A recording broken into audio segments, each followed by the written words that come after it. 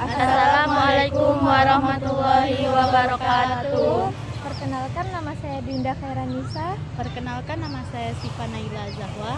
Saya Asu Fitriani. Saya Diah Kamila. Saya Hikmah Devriani. Di sini kami akan menyampaikan dakwah dengan materi strategi dan dakwah Rasul di Mekah.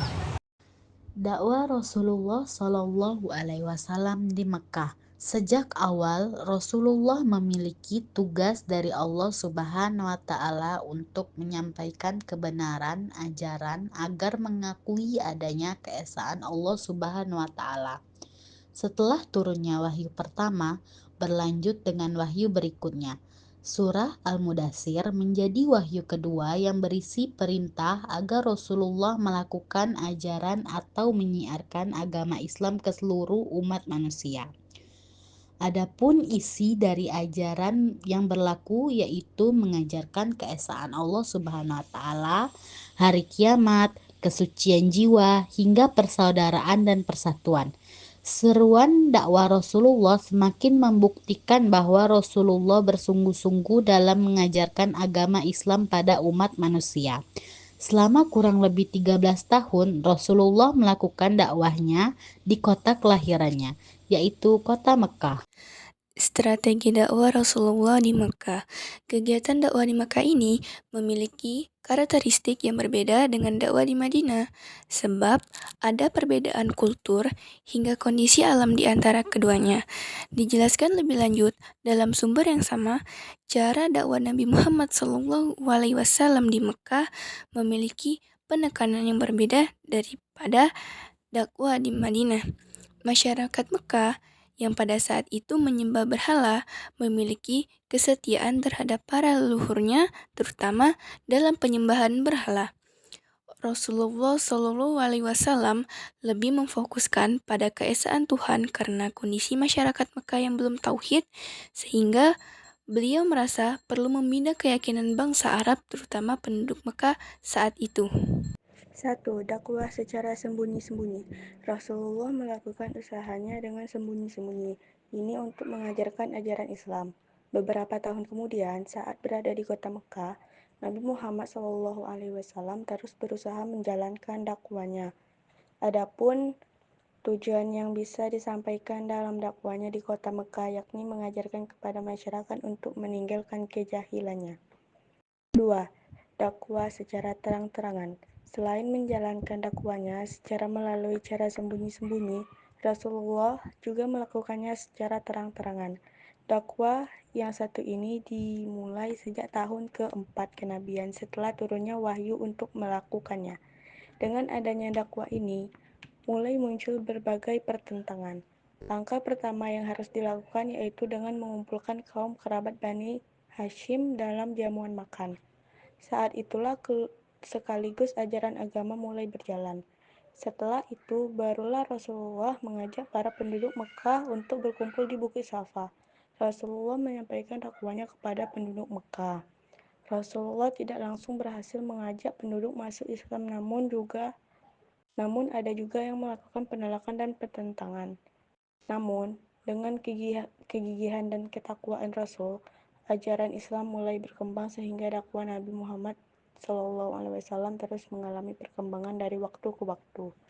Semua rasul lakukan dengan perintah Allah Subhanahu wa Ta'ala melalui wahyu yang turun secara berangsur-angsur.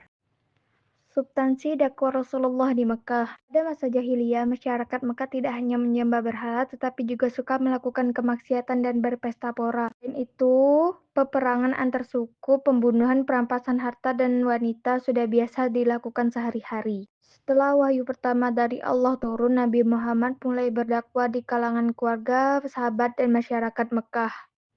Meski sebagian besar masyarakat Mekah secara terang-terangan menentang ajaran Islam, Nabi Muhammad tidak berhenti berdakwah begitu saja.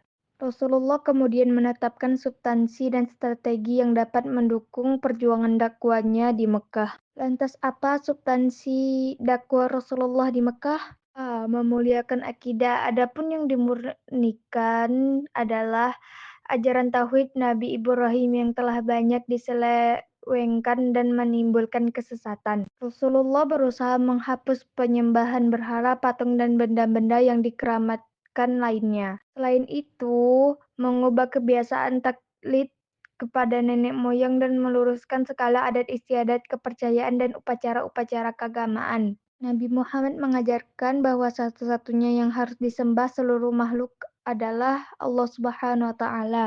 B. Menanamkan kemuliaan akhlak. Sebelum diutusnya Nabi Muhammad, terjadi kerusakan moral di berbagai bidang kehidupan masyarakat Mekah. Hal ini dibuktikan dari banyaknya contoh perilaku tidak bermoral, seperti menguburkan bayi perempuan, berzina, berjudi, mabuk-mabukan, dan masih banyak lagi.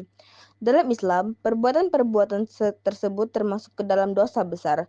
Rasulullah menyatakan bahwa dirinya diutus oleh Allah untuk menyempurnakan akhlak manusia.